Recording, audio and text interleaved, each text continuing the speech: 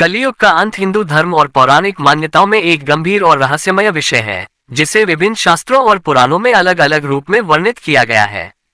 कलयुग 4 युगों में से अंतिम और सबसे अंधकारमय युग माना जाता है, जिसमें अधर्म, अनैतिकता, भ्रष्टाचार और मनुष्यों में दोषों का बहुत अधिक प्रबल होना बताया गया है।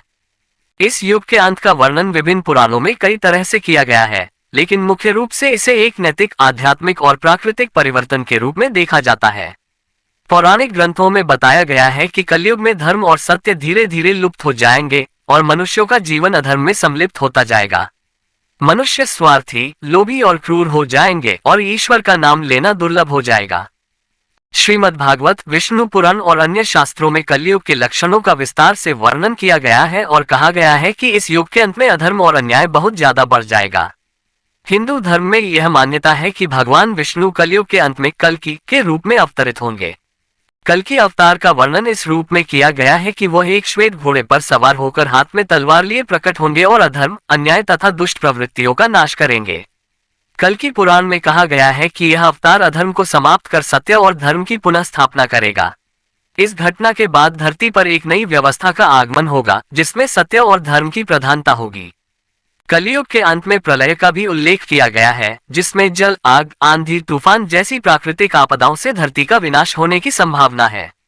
शास्त्रों में वर्णित है कि धरती पर ऐसी आपदाएं आएंगी जो मनुष्य के अहंकार और उनके गलत कर्मों का परिणाम होंगी। ये प्रलय केवल भौतिक दुनिया को नष्ट करने का प्रतीक नहीं है, बल्कि यह मानवता के आत्मिक पतन को भी इंगित करता है।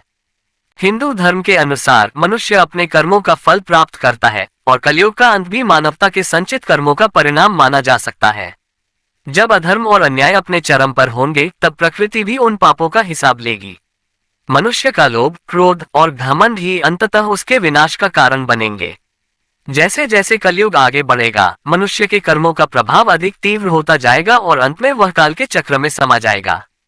कलयुग के अंत का सबसे महत्वपूर्ण पहलू यह है कि उसके बाद धर्म की पुनः स्थापना की जाएगी। कहा जाता है कि जैसे ही कलियुग समाप्त होगा, सत्य और धर्म का युग वापस आएगा।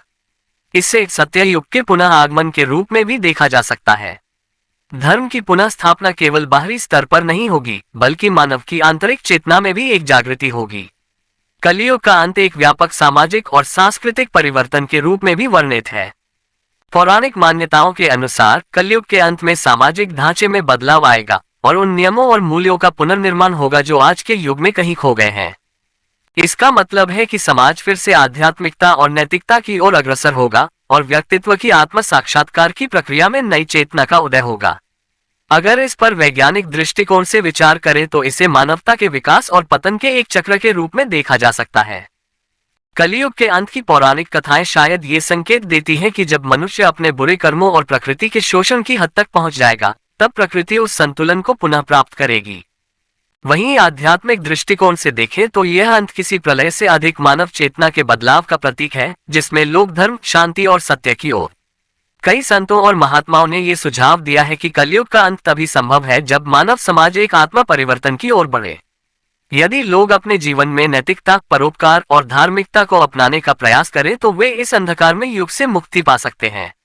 यह एक धीमी और स्थायी प्रक्रिया है, जिसमें समाज और व्यक्ति का आंतरिक विकास आवश्यक है।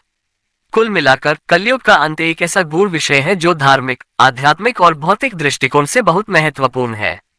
पौराणिक कथाओं में इसको अधर्म का नाश और धर्म की पुनः स्थापना के रूप में दर्शाया गया है। वैज्ञानिक दृष्टि से इसे प्रकृति और मानवता के संतुलन की आवश्यकता के रूप में देखा जा सकता है। अंत में यह मानवता के लिए एक चेतावनी के रूप में भी है कि अपने कर्मों पर ध्यान दें और सच्चाई, नैतिकता और धर्म के मार्ग पर चलें। कलयुग का अंत अनिवार्य है, लेकिन यह हमारे ऊपर निर्भर करता है कि हम इसे किस प्रकार से अनुभव करते हैं, एक प्रलय के रूप में या एक नए युग की शुरुआत के रूप में। आप लोगों को यहाँ तक वीडियो देखने के लिए धन्यवाद और इसी तरह की वीडियो देखने के लिए हमारे चैनल को सब्सक्राइब करें और वीडियो को एक लाइक, शेयर, कमेंट करें जरूर करें।